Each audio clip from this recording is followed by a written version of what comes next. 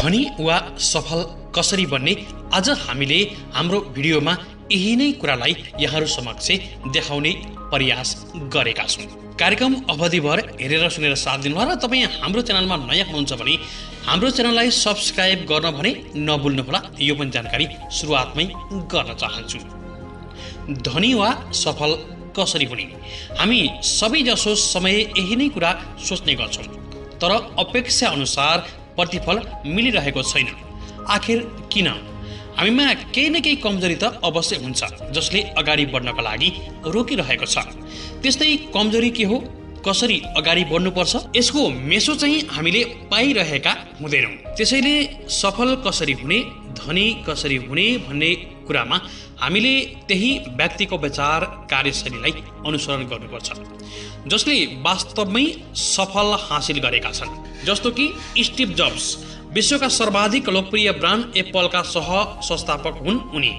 उनी स्टिभ जब्सले कसरी सफलता हुने भन्ने कुरामा आफ्नो अनुभव साझेदार गरेका छन्। तपाईसँग निश्चित समय छ जो तपाईँ आफ्नै लागि सदुपयोग गर्नुहोस्। अनावश्यक कुरामा अल्झिएर समय बर्बाद चाहिँ नगर्नुहोस्। अरूको राय आफूमाथि हाबी हुन नदिनुहोस्। दोस्रोको विचारलाई हामीमाथि त्यति धेरै हाबी हुन नदिनुहोस् कि आफ्नो भित्री आवाज सुन्न नसकियोस्। सधैँ आफ्नो दिल र दिमागले चल्ने गर्नुहोस्। परिवर्तनको आवश्यकता। पछिल्लो 33 वर्षमा मैले स्वयंलाई ऐनामा हेर्दै आएँ, तर मैले हरेक दिन स्वयंलाई सोधेँ कि यदि आज मेरो जीवनको अन्तिम दिन हो भने म के गर्न चाहन्छु। तर कहिले मैले यसको जवाब सुनिनँ। म जान्दछु कि मैले बदलिनुपर्छ। यो चाहिँ स्टिभ जब्सले आफ्नो अनुभव सुनाएको क्रममा पछिल्लो 33 वर्षमा मैले स्वयंलाई ऐनामा हेर्दै आएँ भनेका थिए। त्यही गर्नुहोस् जसको मूल्य छ। मर्ने समयमा सबैभन्दा धनी व्यक्ति बनेर मर्नुमा मलाई मतलब छैन। हरेक रात ओछ्यानमा गएर राति यही सोच्छु कि आज पुरा दिन मैले नयाँ के गरेँ, यसले मेरो जीवनमा के महत्त्व राख्छ। सोच सफा राख्नुहोस्। तपाईँले धेरै मेहनत गर्नुपर्छ ताकि तपाईँको सोच बनिरहोस्। सोचलाई सफा र सरल बनाउनुपर्छ। यसका लागि मेहनत गर्नुपर्छ। मेहनतबाट मिल्ने यस्तो सोच परिणामका लागि ठुलो मूल्य राख्छ, किनभने यो पाएर तपाईँ पहाडलाई पनि हल्लाउन सक्नुहुनेछ। राम्रो काम गर्नुहोस् र अगाडि बढ्नुहोस्। यदि तपाईँ कुनै राम्रो काम गर्न चाहनुहुन्छ भने त्यसको नतिजा पनि राम्रो हुनुपर्छ। त्यसैले यसका लागि तपाईँले केही नयाँ सोच्नुपर्छ। तपाईँ कहिलेसम्म एकै खाले काम गरिरहनुहुन्छ? सोच्नुहोस्, अब तपाईँको लागि अलग काम के छ त? विश्वास गर्नुहोस्। तपाईँले कुनै पनि कुरालाई विश्वास गर्नुपर्छ। तपाईँको साहस, सम्भावना, भाग्य, जीवन, ऊर्जा वा कर्म जसमा पनि विश्वास गर्नुहोस्। यो दृष्टिकोणले तपाईँलाई कहिल्यै गिर्न दिँदैन। अनुशासन। केही समयसम्म मन पर्दो विचार वा नयाँ प्राविधिकको खोज गरेपछि एक कम्पनीलाई परिवर्तन गर्न वर्षौँ समय लाग्छ। यो सबै गर्नका लागि एकदमै अनुशासनको आवश्यक हुन्छ। न डगमगाउनुहोस्। कहिले जीवनमा तपाईँको टाउकोमा इट्टा पनि बज्न सक्छ, तर यस्तोमा तपाईँको विश्वास हराउनु हुँदैन। उत्पादनको डिजाइन। कुनै विशेष समुदायलाई ध्यानमा राखेर उत्पादन डिजाइन गर्न एकदमै मुस्किल हुन्छ, किनभने धेरैलाई थाहा छैन कि उनीहरू के चाहन्छन् जबसम्म उनीहरूलाई तपाईँले देखाउनु हुने छैन। जब कुनै समस्या आउन साथ मानिसहरू सोध्छन् कि यो के भयो, जबकि साहसी युवा सोध्छन् कि यससँग हामीले कसरी जुझ्न सक्छौँ। त्यही काम गर्नुहोस् जहाँ सन्तुष्ट हुनुहुन्छ। तपाईँको कामले जीवनलाई सन्तुष्ट तुल्याउनु हो र सन्तुष्ट प्राप्त गर्नको लागि त्यही गर्नुहोस् जसमा तपाईँ विश्वस्त हुनुहुन्छ। महान काम गर्नेको एकै तरिका छ, तपाईँ जे गर्नुहुन्छ त्यसलाई प्रेम गर्नुहोस्। कोही मर्न चाहँदैनन्। जो व्यक्ति जो स्वर्ग जान चाहन्छन् ऊ पनि मर्न चाहँदैन, तर मृत्युले कसैलाई बचाउँदैन। मृत्यु जिन्दगीको श्रेष्ठ आविष्कार हो। यो जीवन परिवर्तन गर्ने माध्यम हो जसले पुरानो मेटाएर नयाँ देखाइदिन्छ। गुणस्तरमा विश्वास गर्नुहोस्। गुणवत्तामा विश्वास गर्नुहोस्। हामीले अलग बाटो रोज्यौँ। हामीलाई विश्वास छ कि यदि उपभोक्तालाई राम्रो एवं गुणस्तरीय उत्पादन दियौँ भने उसले आफ्नो पर्स खोलिरहन्छ। सफल कसरी हुने? कुनै पनि व्यक्तिले चाहेको वा इच्छाएको लक्ष्य, सपना, तृष्णा, कामनाको प्राप्तिलाई नै सफलता भनेर भन्न सकिन्छ। सफलताका लागि सपना देख्न, कामना गर्न जति नै सजिलो छ, त्यसलाई प्राप्त गर्न त्यति नै धेरै गाह्रो छ। जमाना क्षण प्रतिस्पर्धात्मक बन्दै गएको छ। यस प्रतिस्पर्धात्मक जमानामा सफलता नचाहने व्यक्तिहरू छँदै छैनन्। सायदै सफलताको चाहना गर्ने व्यक्तिले बुद्धत्व वा निर्माण गरिरहेको हुन्छ, अर्थात् बुद्धत्व प्राप्त गरिरहेको हुन्छ। यहाँ सफलताको विषयतर्फ गर्नुभन्दा पनि सफलता कसरी प्राप्त गर्ने भन्ने सम्बन्धमा केही भन्न चाहन्छु। सफलता प्राप्त गर्नका लागि धेरै कुराहरूको आवश्यक पर्छ। यहाँ सफलता प्राप्त गर्न चाहिने केही आधारभूत तत्त्वको पनि हामीले जानकारी दिने प्रयास गरेका छौँ। सफलता लक्ष्य नै ठुलो कुरा हो। सफलता प्राप्तिको लागि सबैभन्दा पहिलो खुड्किलो भनेको लक्ष्य हो। सफलता चाहने व्यक्तिले सर्वप्रथम आफ्नो रुचि वा आवश्यकता अनुसारको लक्ष्य निर्धारण गर्नुपर्ने हुन्छ। जसरी तपाईँ घरबाट निस्कनु अगाडि कुन ठाउँ जाने भनेर पहिला सोच्नुहुन्छ अनि मात्र घरबाट निस्कनुहुन्छ। कुन ठाउँमा जाने भन्ने निर्धारण नगरेर तपाईँ हिँड्नुभयो भने तपाईँ कहीँ पुग्न सक्नुहुन्न, बेचमै अलमल हुन्छ र भड्किनुहुन्छ। त्यसैले तपाईसँग जीवनमा लक्ष्य छैन भने तपाईँ सफल हुने कुरा त परै जाओस्, तपाईँलाई सहज रूपमा बाँच्न पनि गाह्रो हुन्छ। हामीले सफलता प्राप्त गर्नको लागि छोटो अवधिको, मध्य अवधिको र लामो अवधिको लक्ष्य पहिल्याउनु नै अति आवश्यक हुन्छ। लक्ष्य निर्धारण सफलता प्राप्तिको लागि पहिलो खुड्किला हो। धेरै मान्छेहरू जीवनमा लक्ष्यविहीन हुन्छन्। लक्ष्य बनाउँदा लक्ष्यलाई अलि ठुलो नै बनाउनु पर्छ। लक्ष्यको सम्बन्धमा भारतीय पूर्व राष्ट्रपति स्वर्गीय एपीजे कलामले भनेका छन्, जीवनमा सानो लक्ष्य राख्नु अपराध हो, त्यसैले जीवनमा लक्ष्य ठुलो बनाउनु पर्छ। योग्यता र ज्ञान। लक्ष्य निर्माणपछि चाहिने अर्को महत्त्वपूर्ण कुरा भनेको योग्यता र ज्ञान हो। लक्ष्य निर्धारणपछि त्यो लक्ष्य प्राप्त गर्न के कस्ता योग्यता, ज्ञान, सिप र कौशलता चाहिन्छन् त्यसलाई पहिचान गरी तिनीहरूलाई खोज्ने र प्राप्त गर्ने काम गर्नुपर्छ। हाम्रो जीवनको उद्देश्य कसरी प्राप्त गर्ने भन्ने बाटो हामीमा भएका योग्यता र ज्ञानले नै बनाउँछन्। सामान्य भाषामा कलेज, विश्वविद्यालयको डिग्रीलाई ज्ञान या योग्यता भनिन्छ, तर विश्वविद्यालयको डिग्रीले मात्र सफलता हासिल गर्न चाहिँ गाह्रो हुन्छ। त्यसैले विश्वविद्यालयको डिग्री बाहेक लक्ष्य प्राप्तिका लागि चाहिने कौशल, ज्ञान, कला आदि पनि उत्तिकै महत्त्वपूर्ण छन्। धेरै मान्छेहरू लक्ष्य त निर्धारण गर्छन्, तर त्यो लक्ष्य प्राप्तिका लागि अत्यावश्यक योग्यता, ज्ञान हासिल गर्न सक्दैनन् र असफल हुन्छन्। सफलता प्राप्तिका लागि यदि लक्ष्य निर्धारण पहिलो सिडी हो भने योग्यता र ज्ञानलाई दोस्रो सिडी भन्न सकिन्छ। स्पष्ट योजना। ठुलो या सानो, लामो अवधि या छोटो अवधिको लक्ष्यको स्वरूप अनुसार स्पष्ट खाका या योजना बनाउनु महत्त्वपूर्ण मानिन्छ। कुनै लक्ष्य प्राप्त गर्न धेरै चरण पार गर्नुपर्छ, धेरै प्रक्रिया पछ्याउनुपर्छ। ती चरण र प्रक्रियासँगै श्रेणीको वर्णन र त्यसका लागि पुग्नका लागि गर्नुपर्ने कामको विवरणको योजना बनाउनुपर्छ। यदि योजना स्पष्ट र ठोस भएमा सफलता प्राप्त गर्न सजिलो हुन्छ, नत्र भने बाटोमै बेचमै हराउन पनि सकिन्छ। धेरै मान्छेहरू योग्यता र ज्ञान हुँदाहुँदै पनि सफलता प्राप्त गर्न सक्दैनन्, किनकि उनीहरूसँग स्पष्ट योजना या खाका हुँदैन। लक्ष्य प्राप्तिका लागि विभिन्न चरणहरूमध्ये कुन चरणमा कसरी प्रवेश गर्ने स्पष्ट जानकारी र योजनाबाट प्राप्त गराउन सकिन्छ। सोच।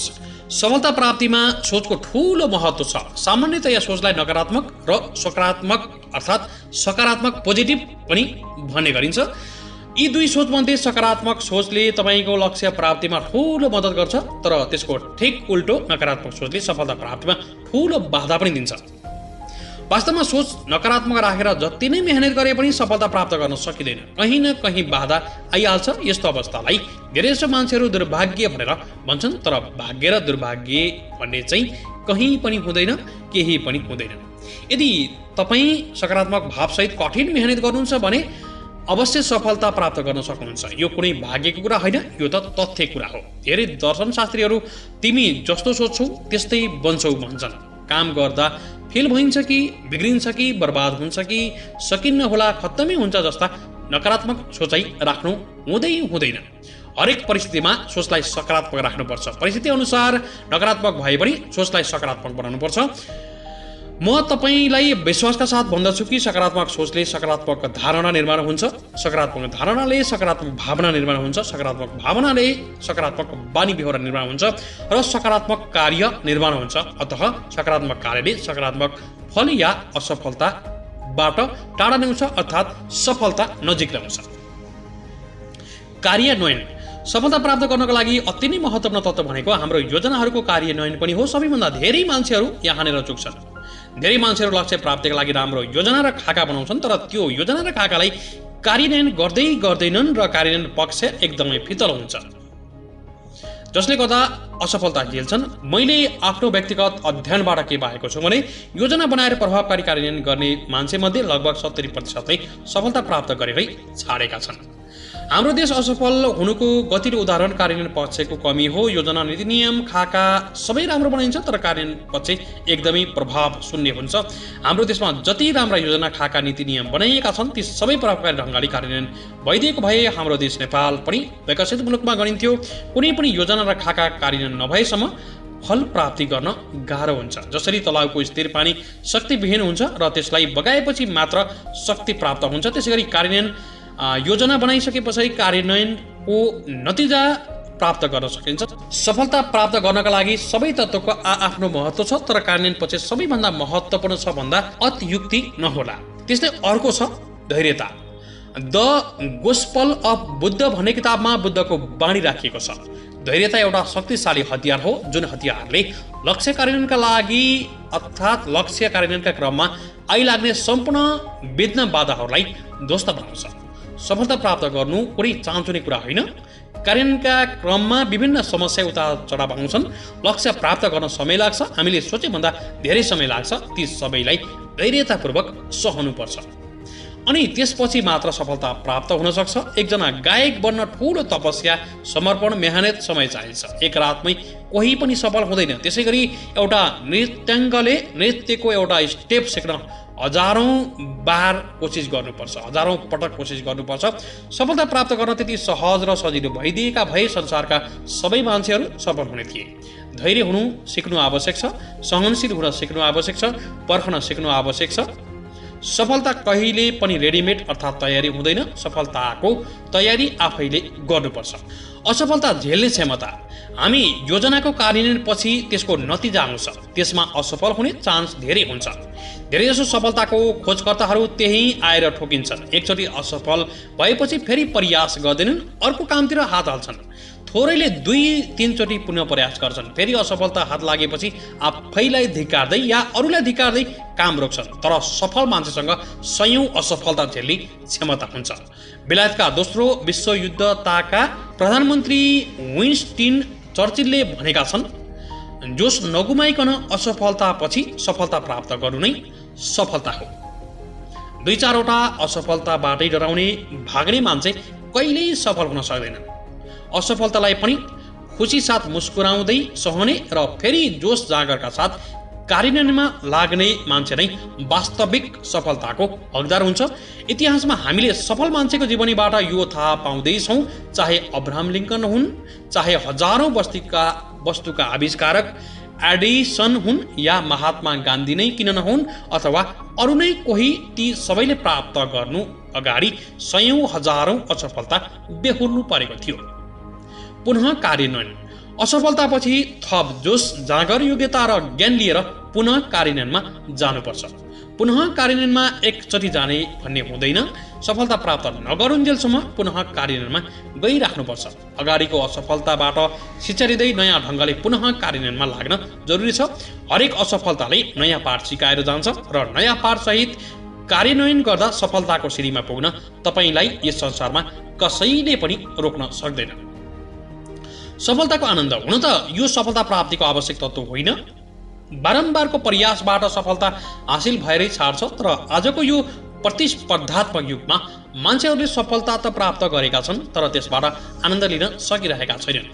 जति धेरै मान्छे सफल मान्छे, धेरै टेन्सन, स्ट्रेस, हृदयघात, भागदौड, बेचैनी, अस्वस्थ प्रतिस्पर्धा। आज मान्छे सफल भएर पनि खुसी चाहिँ हुन सकेको छैन। भौतिक रूपमा सफल भएर मात्र हुँदैन, भौतिक सफलता सँगसँगै आध्यात्मिक, भावनात्मक, सामाजिक सफलता पनि जरुरी छ, जसले हामीलाई जीवनमा आनन्द र खुसी दिन सक्छ। सफलता प्राप्त गरेपछि खुसी हुने भन्ने गहिरो मानसिकता छ, त्यो झुट हो। सफलता प्राप्तिको प्रयास र खुसी हुने काम सँगसँगै गर्नुपर्छ, अनि मात्र सफलता सार्थक हुन्छ। हामी हाम्रो प्रियजन, परिवार, समाज, अध्यात्मसँग जोडिएर पनि रहनुपर्छ। साथै तपाईँलाई यो जानकारी कस्तो लाग्यो? हाम्रो जानकारीहरू अरूलाई पनि देखाउन चाहनुहुन्छ भने, अरूलाई पनि सुनाउन चाहनुहुन्छ भने पक्कै पनि सेयर गर्न सक्नुहुन्छ। तपाईँको एक सेयरले थाहा नभएकाहरूले ज्ञान प्राप्त गर्छन् र हामीलाई पनि सहयोग मिल्नेछ भन्दै आजको यो भिडियोबाट असीम सापकोटा बिदा हुने अनुमति माग्छु। तपाईँ हाम्रो च्यानलमा नयाँ हुनुहुन्छ भने पक्कै पनि हाम्रो च्यानललाई सब्सक्राइब गर्न भने नभुल्नुहोला। असफलतापछि थप जोश, जाँगर, योग्यता र ज्ञान लिएर पुनः कार्यान्वयनमा जानुपर्छ। नमस्कार।